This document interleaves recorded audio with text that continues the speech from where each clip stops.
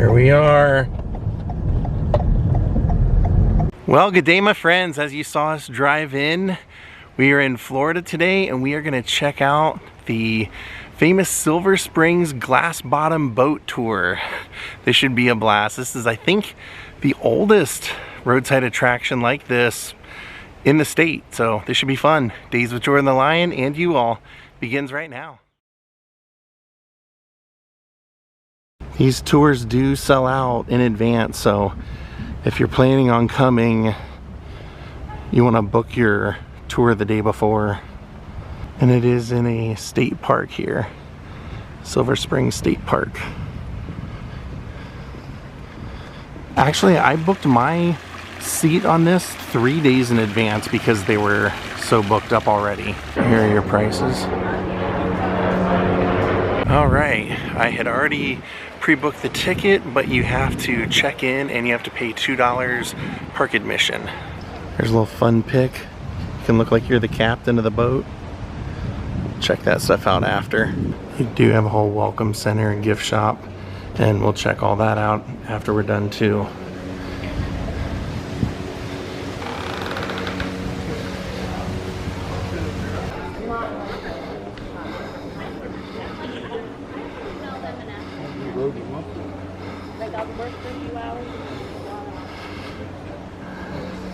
These are the boats.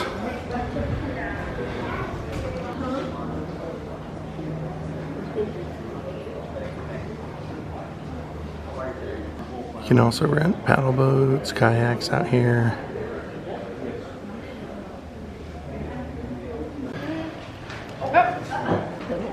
There's a little otter. So as you can see when we go inside the boat, the seats surround that little rectangle, and that rectangle has the glass that we can look down in. Looks like that tour is just returning. Our tour is a 30-minute tour.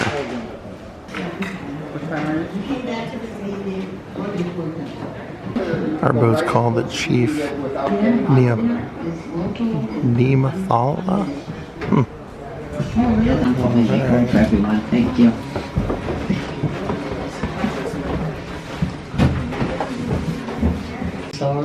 All right. Well, good afternoon, everyone, and welcome. Welcome to Silver Springs, home of the famous Glass Bottom Boat Tours. I'm your captain this afternoon. My name is Joyce, and I'm here to give you the best boat ride of the day, right? Yeah. All right. We have all safety equipment on board, including life preservers. They're right above your heads in that rack. Fire extinguishers are up forward in the box on the left, and I have another fire extinguisher back here by me. Also, we have a marine radio on board in case of emergencies, but it's Wednesday. I don't do emergencies on Wednesday. And folks, when they say glass bottom boats, they mean glass. You're looking through straight half-inch thick plate glass and water. Look at that. Isn't that beautiful? Yeah. It really is. And do you know these boat tours began over 100 years ago? 1878. A young man right here on the river, Silver River, took a rowboat, he put glass in the bottom, and he started boat tours. He charged 5 cents. How's that? A good deal, wasn't it? That was probably a lot of money back then. The whole show back here. And it actually qualifies Silver Springs as Florida's first and longest running tourist attraction. So there, we're way ahead of you, know who I mean. I got the big ears, but I can't say that out loud. Anyway, I'm going to tell you about the water and the wildlife. The water is phenomenal. These springs, they put out about 850 million gallons of water every single day. Oh,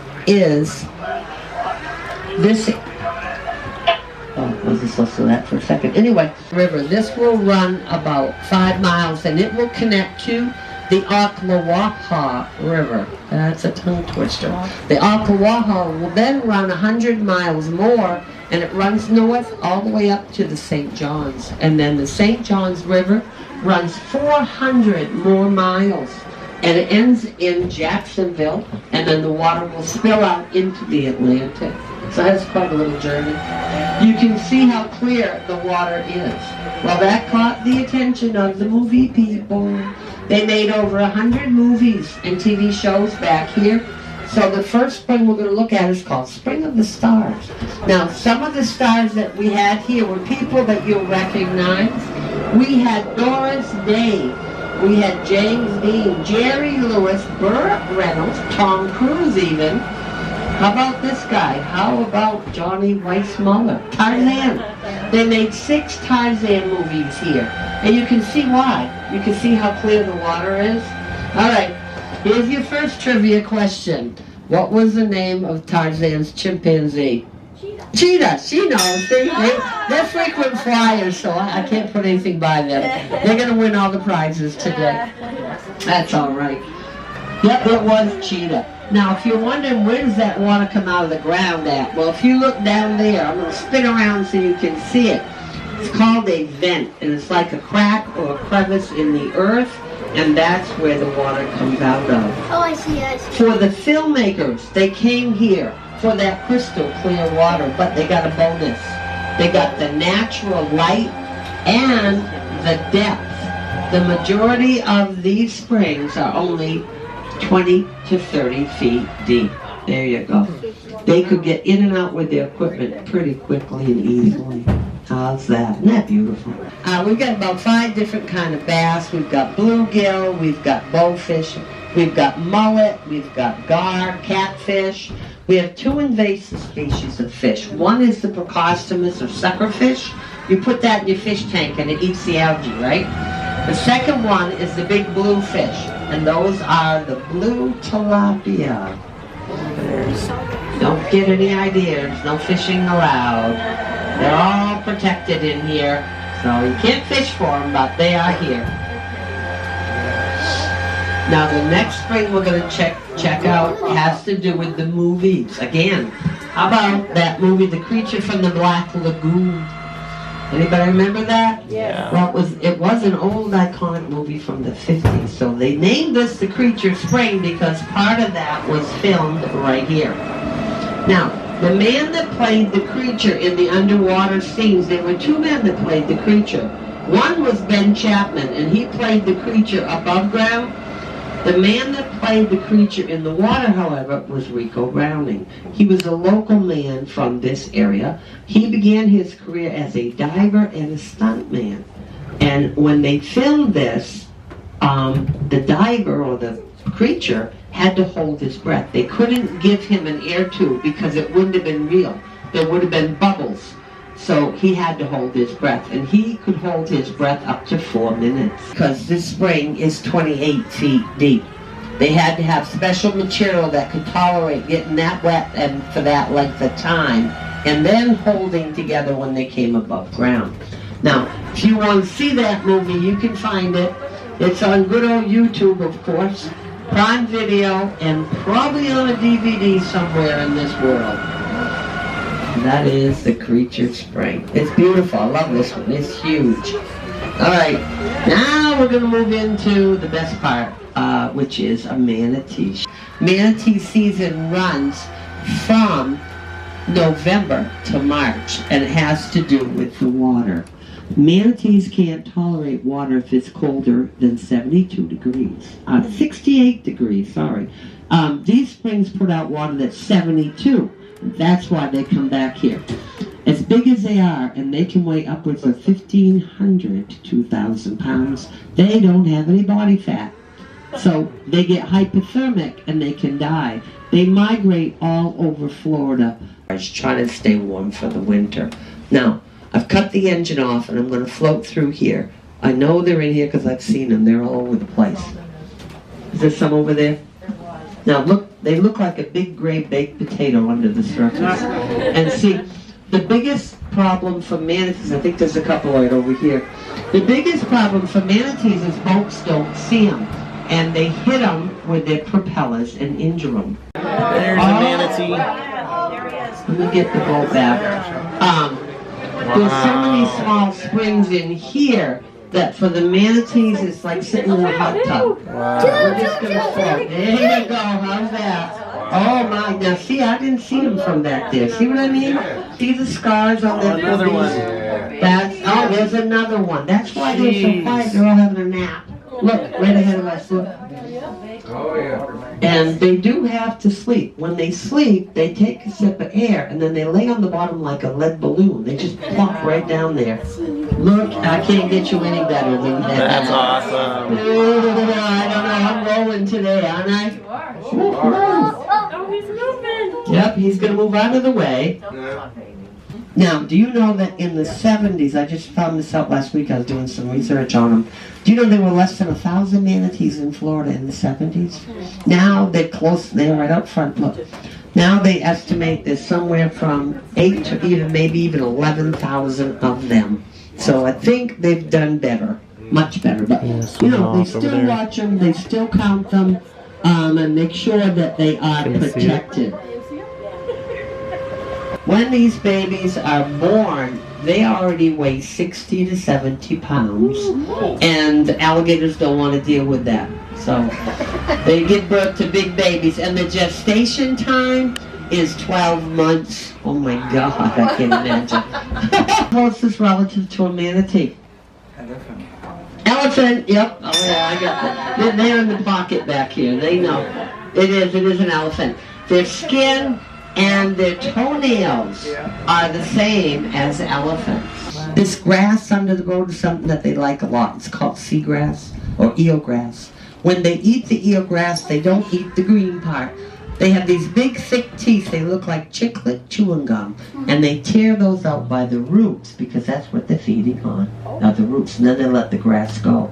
Now over here on the right, is that island right there. That's called Bird Island. It's not very original, but it makes for a good name for it. It's also known as a rookery. A rookery is a small isolated island like that birds will choose to nest on. And the reason they pick those little islands is they feel safer from large predators. The birds that are nesting up there, you'll see them, they're building them fast right now, are the anhingas and the cormorant birds. They swim under the water to eat fish. Cruise right up over through here.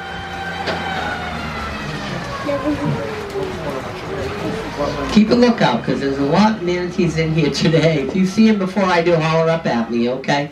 This is one of their favorite feeding spots back here. Now, if you look down, you'll see this line of rocks.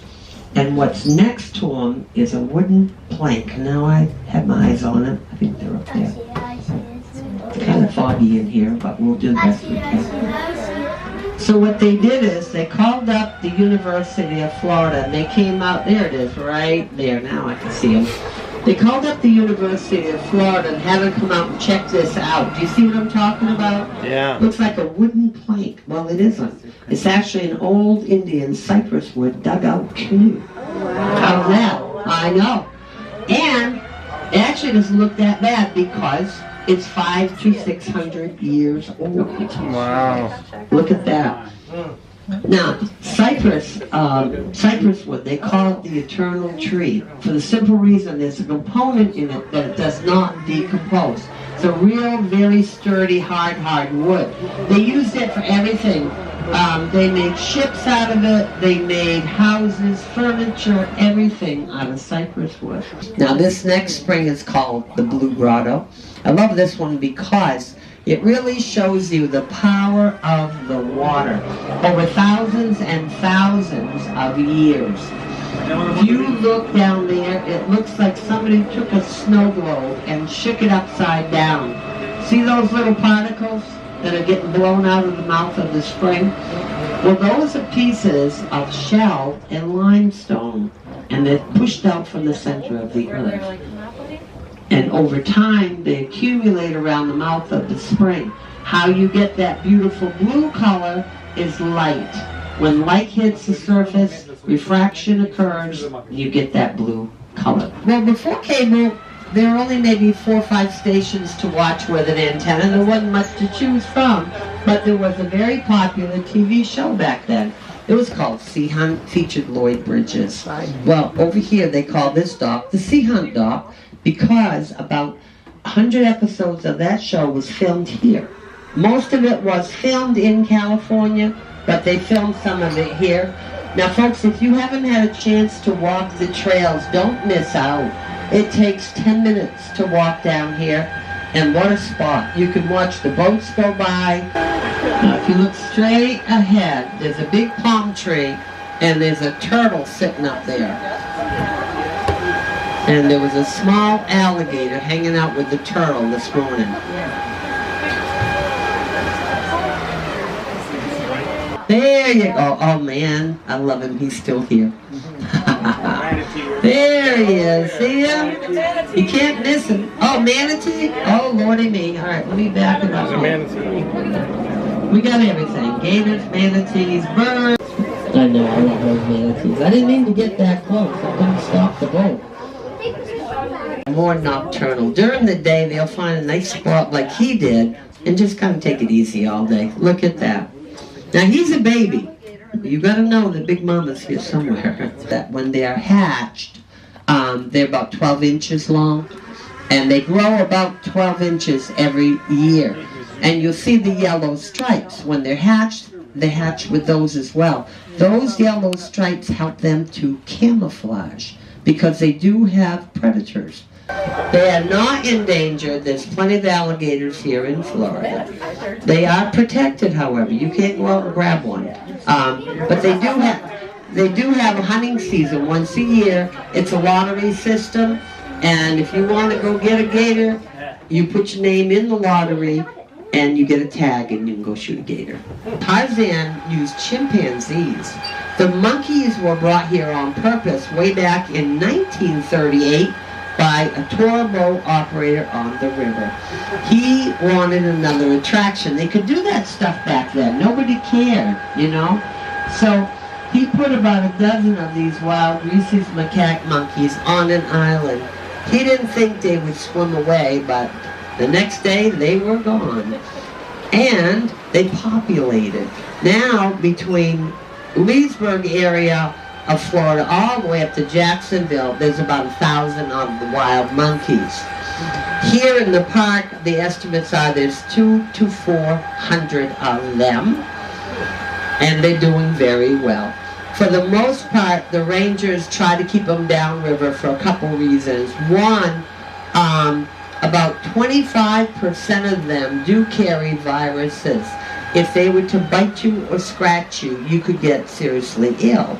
The second one is this. The monkeys don't like you. But, I don't know if that's a shock or not, but they don't like me any better either. And monkeys are known to throw nasty things at us, and they're known to have really good aim, if you know what I'm saying. So if you come up across those monkeys and they're winding up for the pitch, back up, buttercup. That's all I can say. And this is one of our beautiful anhinga birds. Look at him, right? Isn't he pretty? Do you know they've actually found those birds to swim depths down to 60 feet under the water? How's that? 60 feet down.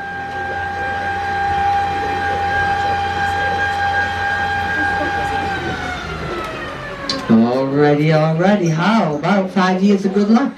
Coming right up. There's another anhinga on it. This little tree that flips over here into the water, it's called the wishing tree. It's been here forever. It used to stand straight up and it was like all one piece. But it fell over, but they still call it the wishing tree. Now they claim if you have your picture taken with the wishing tree, you'll get 5 years good luck. So when you get off this boat, you've got to run right over there, do that selfie. Then you run out to 7-Eleven and get one of those Mega Million tickets. And when you win, you come back here, because I'll share it with you gladly. How's that? I'm very generous today. It's Wednesday. What can I say? Alrighty, guys. We are back at the beginning. And this is where the Silver River starts, right here. It goes 5 miles that way. It's also one of the largest artesian springs in the world. It puts out about 550 million gallons of water every day. It's 55 feet deep. It's amazing. And it's 65 feet across. Now the name of it is Mammoth Spring, but I think they should change it to Oh Wow. Because that's what people say. Let me bring the boat around. I kind of got over a little further than I wanted, but we'll get around there. Here it comes. This is Mammoth Spring. Look at this. Look at that.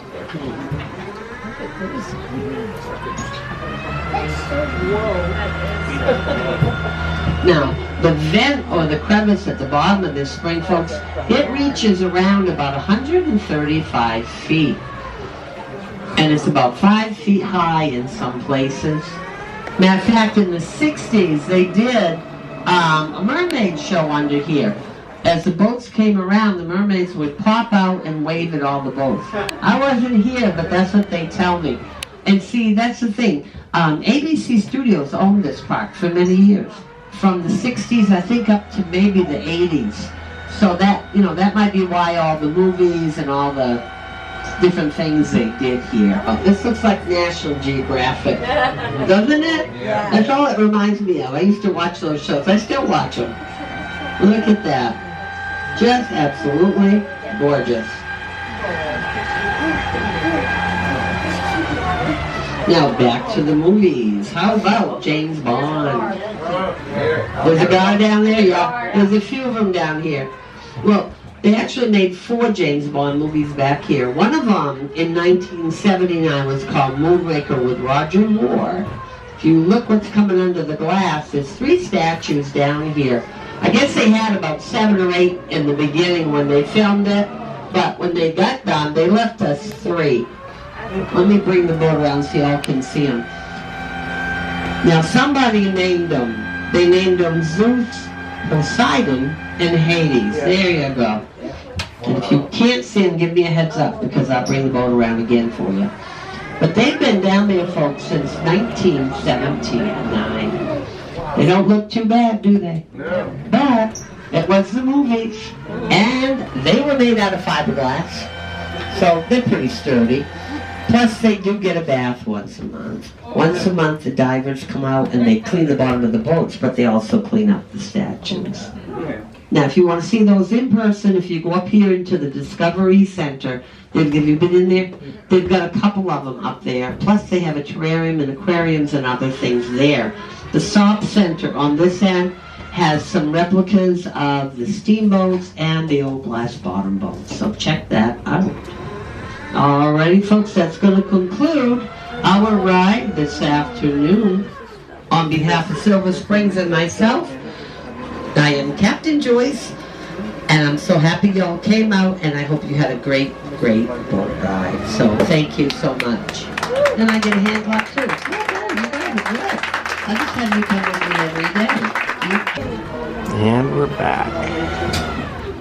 That was a lot of fun. I want to wander around the park a little bit. I want to go back and see that Sea Hunt dock, and apparently they have a pretty cool photo op right here. That looks like some art over there. We'll check that out too. So I think what they do is they pre-sell from 2 p.m. and earlier, because I noticed everybody that was showing up when I did, I bought the 2 p.m. ticket, which was the last of the day online a couple of days ago, but people were buying after that, starting at 2:15, 2:30, 3 o'clock, all that. Those people were taking off after. So I guess these go on all day.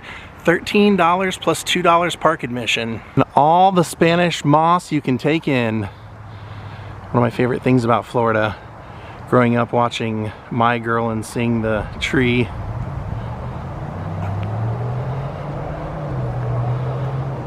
Okay, it's another state park sign, but it's got the, you know, the angel wings or whatever you want to call them that you can take your photo in front of. I could use a little nature walk.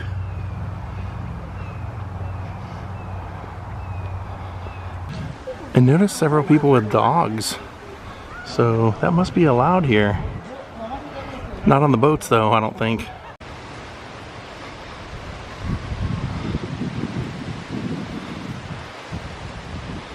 This is called the Camellia Garden. Look at these beautiful, beautiful flowers.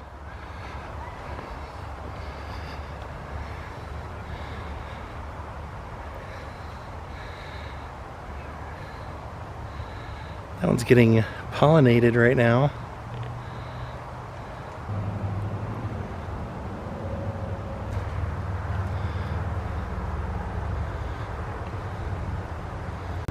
As I'm taking the path, I noticed they have a little hopscotch game here if you want to play. Alright, I'm seeing the Sea Hunt dock back here. I guess I was calling it the Sea Hunt dock, but it's called the Sea Hunt deck, technically.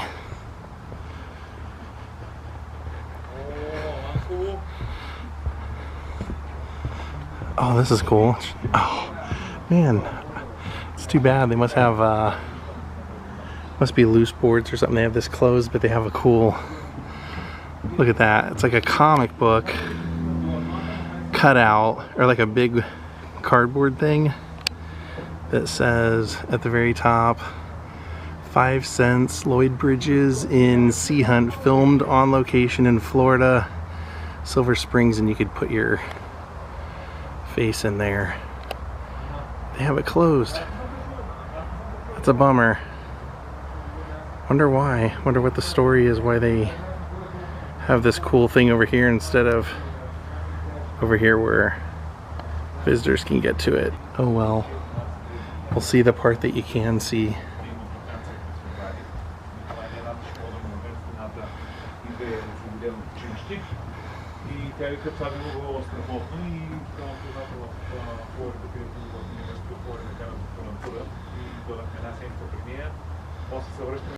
Looks like we got a manatee over here flipping around.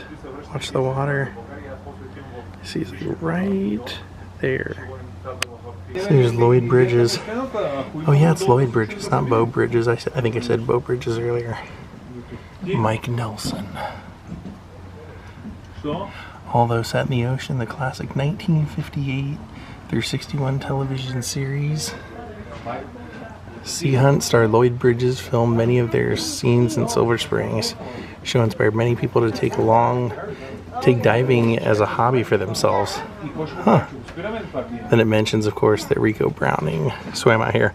I also believe he got his start being in the Wiki Watchy Mermaid show. That's what they said. Cool.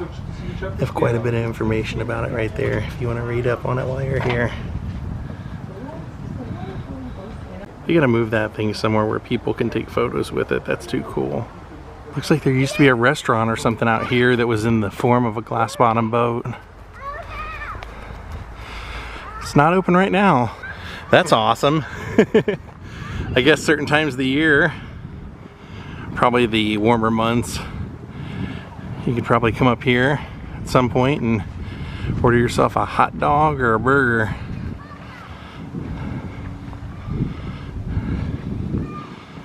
Cool. And I could see from the boat they had a statue of what looked like a Native American. So I wanted to come check that out. Osceola. Seminole Indian.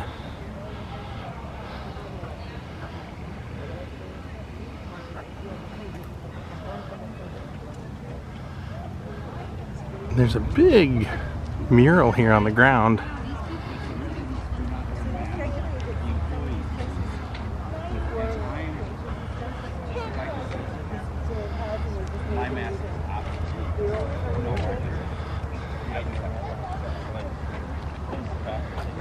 Florida.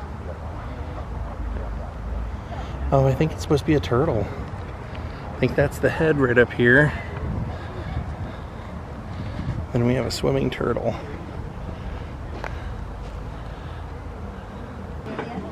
Very cool experience. Look at that big fish.